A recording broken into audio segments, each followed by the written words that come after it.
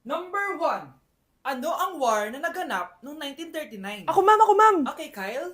Battle of Yultong. Anong Battle of Yultong na yan, ha? Puro ka kasi TikTok eh. Yun po kasi yung uso ma'am eh. World War II yun, class, ha? Puro ka kasi cellphone, kaya di mo alam. Confiscate ko yan eh. Number 2. Madali na lang to, ha? What is the Philippine National Anthem? Ma'am, alam ko yan. Yes, Scarlett. Ano kasi yun, Selos by Shaira? Anong selos-selos, ha? At di ko alam bakit ba nagkakaganto.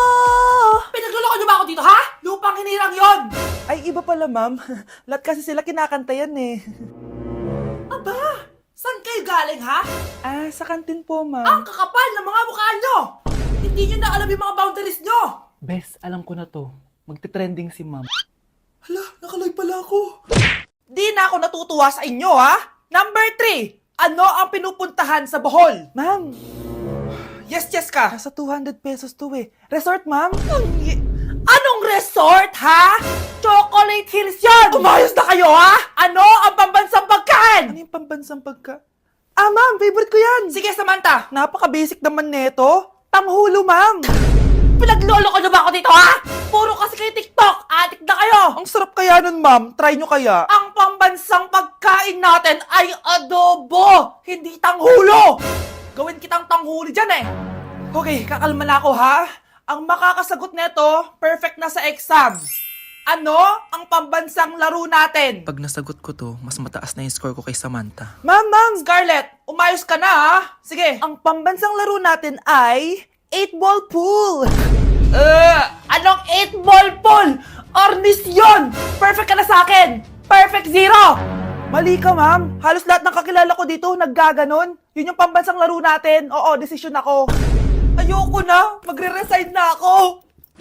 Nay, tingnan mo tong balita. Oh, ano yan anak? Nanalo tayo ng loto, Nay! Mayaman na tayo! Oo, Nay! Teka lang, ipapost ko to. Nanalo kami ng loto. Mag-ready na ako, anak. Madami-dami ata tayong bibilangan ng pera. A few moments later. Anak, tara na! Kunin natin yung pera! Hello. Nakita ko yung post mo. Nanalo pala kayo ng loto, ah. Oo. Ba't pala andito ka? Di ba crush mo ko? Liligawan sana kita. Che! Di ba nireject mo ako dati? Peperahan mo lang ako eh. Hoy, lalaki ka! Alam ko na balak mo. Porket nanalo kami ng loto, jujuwain mo na tong anak ko? Hindi ko naman po peperahin yung anak nyo. Ay, oo, Mari. Hindi naman peperahan ng anak ko yung anak mo. Oh, ba't nandito ka? Makikipag-close sana ako sa'yo kasi magiging bilang ka na ng anak ko. Ay, tiilin nyo kami! Peperahan nyo lang kami! Lumayas kayo dito! Nabasa niyo na ba yung balita? Mali daw yung lumabas sa loto. Kayo yung panalo. Kami yung nanalo. Mayaman na tayo! Hindi kami yung panalo. Nay, magiging mahirap na tayo ulit. Paano ba yan? Kami pala yung panalo. Lalayas na kami, ha? Sandali lang, Mari. Pag-usapan natin yung kasal ng anak natin. Oo! Ilang anak ba gusto mo? Walang ikakasal! Peperahan nyo lang kami. Mari, hindi naman sa ganun. Ngayon kami naman nanalo, gusto mo ikasal kami? Ang pangit kaya ng anak mo! May balita na naman. Sila daw ulit yung panalo. Ano? Hindi kami panalo! Mali na naman. Kayo pala yung panalo. Mayaman na tayo ulit, anak. Oh, paano ba yan? Mayaman na kami ulit. Tara, ikasal na tayo. Magutom kayo! Layas! Bye!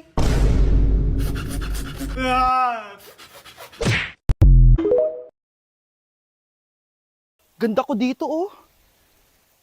Sino yun? Nasaan na yun? Bata, okay ka lang ba?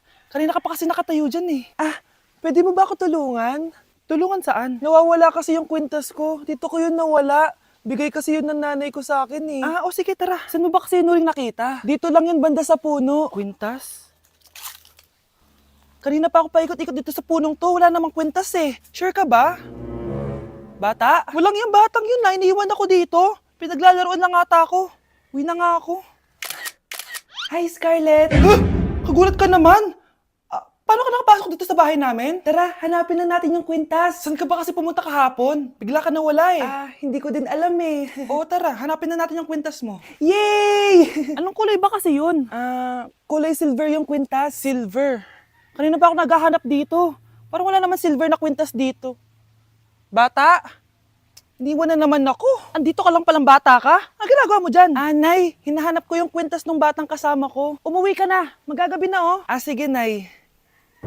Nay, yan ata yung kwintas na hinahanap ng bata. Ba't nasa iyo yan? Wala to anak. Tara, uwi na tayo. Nay, saan mo ba talaga galing yung kwintas na yan? Itong kwintas na to anak, Special to sa akin dahil galing to sa kapatid ko. Kaso, namatay siya nung 9 years old siya. So, yung bata kanina, siya yung tita ko na namatay? Oo, anak. Siya lang ang may favorite sa akin. Mga magulang namin, ayaw sa akin. Kaya sobrang mahal ko yun, anak. Ang lungkot naman pala, Nay. Sobrang sakit lang. Ah, sorry. Tama na yun, Nay. Nanay mo yung pumatay sa akin, Scarlett.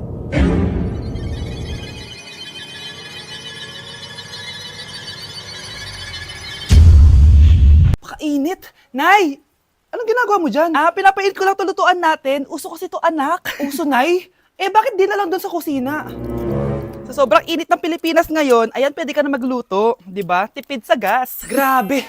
Ang talino mo, Nay. Makakatipid na ako neto. Anak, check mo nga dyan yung sinain ko. Okay na po to, Nay.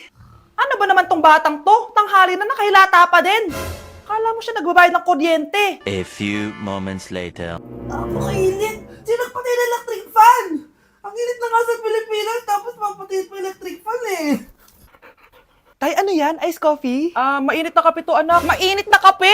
Ang init na nga sa Pilipinas eh. Ang perfect nga nito, anak eh, kasi mainit tapos mainit, di ba? Negative times negative equals positive. Perfect nga, Tay. Enjoy. Hala! Late na ako! Ano to? Sinuspindi na ang face-to-face classes sa ilang paaralan sa bansa dahil sa sobrang init. Yes, makakatulog pa ako ulit. Ay, sa wakas, makakaligo na rin ako.